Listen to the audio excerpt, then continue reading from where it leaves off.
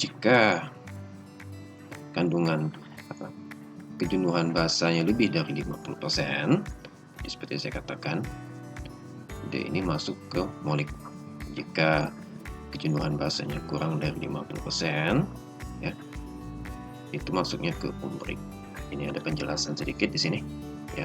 Molik itu adalah horizon yang gelap, ya, mempunyai kejenuhan basa lebih dari 50%. P2O5-nya kurang dari 250, yang lebih dari 250 itu yang ini, yaitu antropik, ya. Antropik seperti molik, P2O5-nya lebih dari 250 ppm.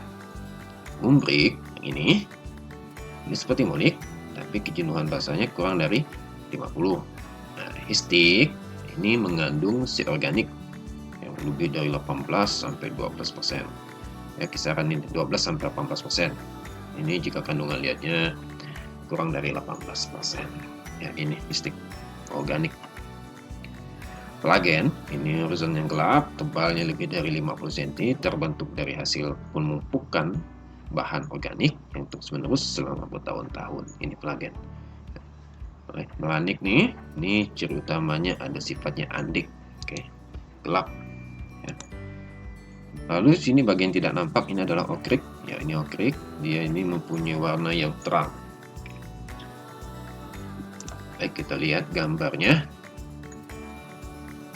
Epipodon molik, ini gambarnya.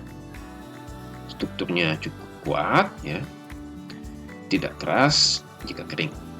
Warnanya gelap, ditandai dengan kerumannya rendah. Kejenuhan basanya kurang dari 50%. Lalu P2O5-nya kurang dari 250. Ini tingkat kematangan tanahnya, NPLU-nya sedang. Ini gambarnya kurang lebih seperti ini. Antropik, ya, antro, pengaruh manusia. Ini pengaruh manusia di sini ini adalah pemberian pupuk P, ya, sehingga lebih dari 250 ppm, ya, seperti molik, ya, bisa kelihatan di sini, ya, dari penampang horizonnya ini. Epipodon ini biasanya dijumpai pada tanah-tanah yang subur, ya, yang telah diusahakan untuk pertanian intensif. Epipodon histik ini mengandung bahan organik dengan ketebalan lebih dari 20 cm, ya, batasan minimumnya 20 cm, yang mempunyai bobot isi kurang dari 0,3 gram per cm kubik. Isi organiknya kisaran 12-18%, ya.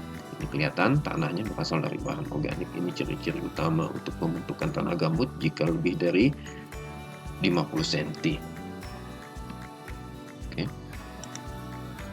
Epipodon melanik. Epipodon melanik ini ciri utamanya hasil dari letusan gunung berapi sehingga mempunyai sifat andik, dan ciri utamanya lagi ada batu kelam, ya. Di bahan organiknya rata-rata 6%, ya. Ini epipodon pelagen. Pelagen ini horizon permukaan yang berwarna gelap, ini tebalnya lebih dari 50 cm atau lebih, ini akibat dari penumpukan bahan organik, terus menerus selama bertahun-tahun. Ini nampak, ini tanah awalnya ini adalah bahan organik, hasil pemupukan bahan organik. Selanjutnya Epipodon umbrik, ini sama dengan molik, cuman pembedanya adalah kejenuhan basa kurang dari 50%. Lalu ini adalah Epipodon okrik, ya. Epipodon yang tidak dapat dimasukkan ke dalam salah satu epipodon lain karena terlalu terang, tipis, terlalu kering, ya. Untuk jenis-jenis epipodon yang lain kan warnanya gelap, ya. Sedangkan ini warnanya terang. Ini warnanya merah. Ini merah disebabkan karena teroksidasinya besi, ya. Ada juga warnanya kelabu, ya, tidak saya tampilkan di sini. Itu akibat reduksinya besi itu. Kayaknya tanah-tanah di lahan basah itu kelabu, ya. Itu tanah-tanah yang kelabu, tidak banyak bahan organiknya, itu adalah Epipodon okrik. Kalau di lahan kering, oksidasinya kuat, warnanya merah. Lalu sifat penciri lain yang perlu kita pelajari dalam mengklasifikasikan tanah, taksonomi tanah ini adalah rejim kelembaban. Ya, rejim kelembaban itu kita mengeceknya di kisaran ke dalam 10 sampai 90 cm. Ya, ini pertama rejim kelembaban akuik, ini tanah sering jenuh air. Ya. Dicirikan dengan tanahnya yang ada karatan, ada air, ya, warnanya kelabu. Ini periodik, curah hujannya lebih tinggi dibandingkan evapotranspirasi. Udik ini tidak pernah kering, 90 hari kumulatif setiap tahun. Ini ciri-ciri tanah ya, lahan kering di daerah tropis ya. Ustik ini keringnya lebih dari 90 hari kumulatif, kurang dari 180 hari. Serik ini daerah non-ISO, iklim Mediteran. Kalau daerah keringnya lebih dari 45 hari di musim panas, lembab itu lebih dari 40 hari berturut-turut di musim dingin. Aridik, nah ini sangat kering. Totorik, sangat kering, tidak pernah lembab. 90 hari berturut-turut di setiap tahun. Nah, ini ciri untuk tanah ordo aridisol.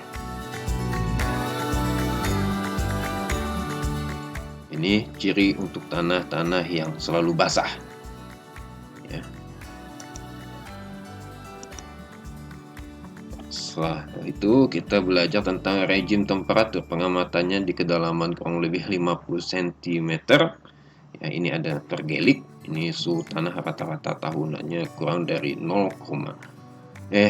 di bawah 0 derajat Celcius. Ini ciri-ciri untuk tanah pergelik. Krik ini adalah ciri-ciri tanah untuk glisol ya.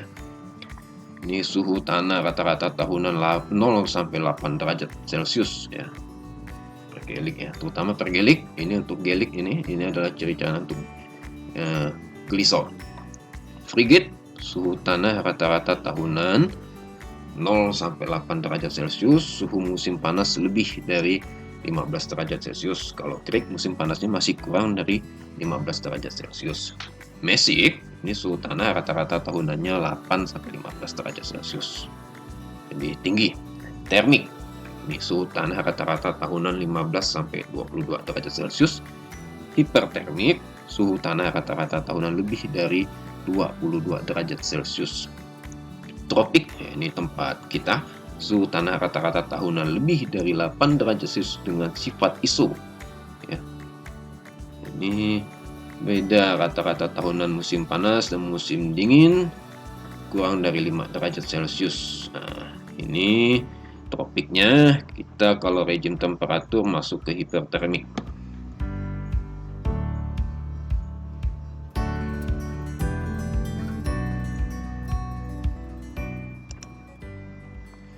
Oke, ini ada master horizon lapisan tanah. Ini adalah horizon genetik. Ya, horizon genetik yang kita pelajari selama ini ada yang namanya horizon O, itu adalah horizon bahan organik. Horizon A ini adalah campuran bahan organik dan mineral. Ada E, elupiasi, pencucian. Ini horizon B ini adalah penimbunan, ya.